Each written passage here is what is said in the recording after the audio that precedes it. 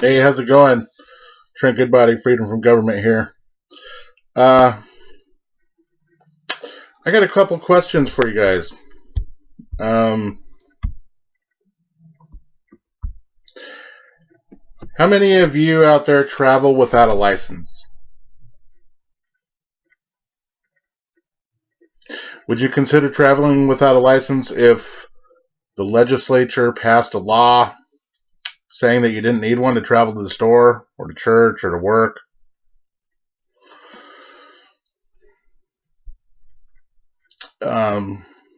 How many of you would not do so until this new law was approved by the president or the Pope?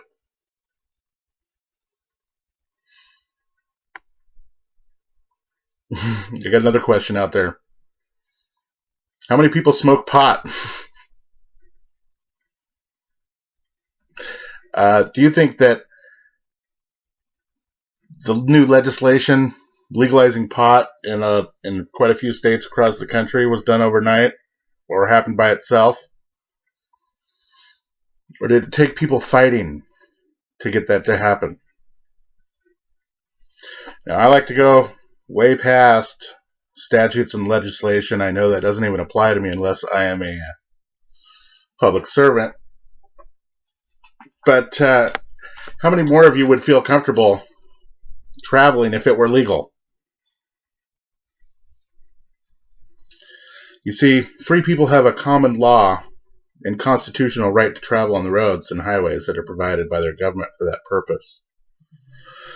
Licensing of drivers cannot be required of free people because taking on the restrictions of a license requires a surrender of an unalienable right, or inalienable, whatever you want to say, they're the same. You can't take them away. Where rights secured by the Constitution of the United States and the state of any state are involved, there can be no rulemaking or legislation that would abrogate these rights. The claim and exercise of a constitutional right cannot be converted to a crime. There can be no sanction or penalty imposed upon an individual because of this exercise of constitutional rights. Well, back in 2010, I think I already said this, Georgia had an act that they were taking small steps to reverse a part of the tyranny that Americans have taken for granted. We do have a right to travel, and that right doesn't go away just because the government hasn't recognized it or enumerated it or said that it's granted it to us. It's still our right. It wasn't given to us by government. Government can't take it away. So, all of you out there that are committing fraud through contracting with the state for a driver's license when you're not acting in a commercial capacity on the roads, you can keep doing it if you want, but just know that you're acting in fraud. That's all there is to it. Because unless you make your living on the road, then it's not necessary. And I know people will argue with me all day long about this, but I don't care what any book says or any rules say or any laws say. I don't have to follow anything but what I know is morally correct. And I know that there shouldn't be people making money off of registration fees and licensing fees for just traveling. I mean, and they're going to start doing this thing where they charge you by the mile coming up. Nothing's going to be free. So I want to read this act that Georgia had and was going to pass in, well, I got to the second reading. It didn't pass, but, why would it? A lot of people stand to lose a lot of money if by driver's license registrations. So, to amend Title 40 of the Official Code of Georgia, annotated, relating to motor vehicles and traffic.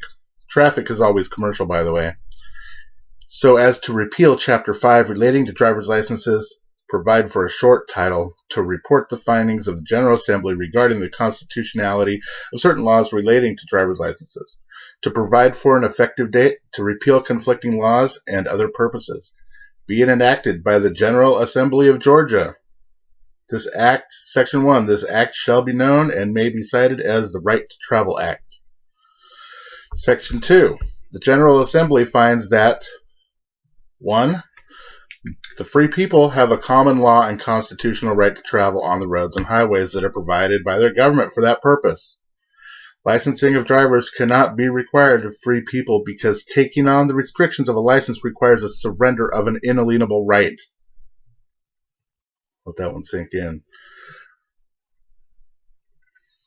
2. In England in 1215, the right to travel was enshrined in Article 42 of the Magna Carta. It shall be lawful to any person for the future to go out of our kingdom and to return safely and securely by land or by water, saving his allegiance to us, unless it be in time of war, for some short space, for the common good of the kingdom, excepting prisoners and outlaws, according to the laws of the land, and the people of the nation at war against us, and merchants who shall be treated as it is said above. Notice how there is an exception for merchants. 3. Where rights secured by the Constitution of the United States and the state of Georgia are involved, there can be no rulemaking or legislation that would abrogate these rights. The claim and exercise of a constitutional right cannot be converted to a crime. There can be no sanction or penalty imposed upon an individual because of his exercise of constitutional rights. 4. American citizens have the inalienable right to use the roads and highways unrestricted in any manner as long as they are not damaging or violating property or rights of others. The government, by requiring the people to obtain driver's licenses, is restricting and therefore violating the people's common law and constitutional right to travel. 5. In Shapiro v. Thompson, 394 U.S. 618, 1969, Justice Potter Stewart noted in a concurring opinion that the right to travel is a right broadly assertable against private interference as well as government action. Like the right of association, it is virtually unconditional personal right guaranteed by the Constitution to us all. The Articles of Confederation had an explicit right to travel, and we hold that the right to travel is so fundamental that the framers thought it was necessary to include it in the Constitution or the Bill of Rights. The right to travel upon the public highways is not a mere privilege which may be permitted or prohibited at will, but a common right which every citizen has under his or her right to life, liberty, and the pursuit of happiness. Under this constitutional guarantee, one may therefore, under normal conditions, travel at his or her inclination along the public highways or in public places while conducting himself or herself in an orderly and decent manner, and 7, thus the legislature does not have the power to abrogate the citizen's right to travel upon the public roads by passing legislation forcing the citizen to waive the right and convert that right to privilege. Let me read that over again. 7, thus the legislature does not have the power to abrogate the citizen's right to travel upon the public roads by passing legislation forcing the citizen to waive the right and convert that right to a privilege. Do you know what that just said? It's admitting that the legislature does not have the power to abrogate your right to travel upon the public roads by passing legislation forcing the citizen to waive the right and convert that right into a privilege. Is that the third time I read it? Did it sink in? The legislature does not have the power to abrogate the citizen's right to travel upon public roads by passing legislation forcing the citizen to waive the right and convert that right into a privilege. But the fourth time I read it, do you know what it means? It means just what it says. They don't have the power to take away our right to travel on public roads by passing legislation forcing us to waive that right and converting it into a privilege. They don't have the right. They can't legalize it because it's illegal to begin with. Do you understand what I'm saying? Section 3. Title 40 of the Official Code of Georgia, annotated, relating to motor vehicles and traffic, is amended by repealing Chapter 5 relating to driver's license and is designating said chapter as reserved. Section 4 of this act shall become effective as upon its approval by the governor upon becoming law without such approval. Section 5, all laws and parts of law in conflict with this act are repealed. This never made it. Why would it? They stand way too much to lose if they pass a law guaranteeing or reaffirming your right to travel. How's this going to change?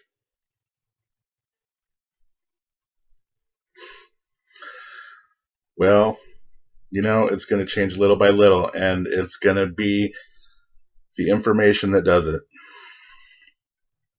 And the ridiculous amount of people that are going to jail for non-victim crimes.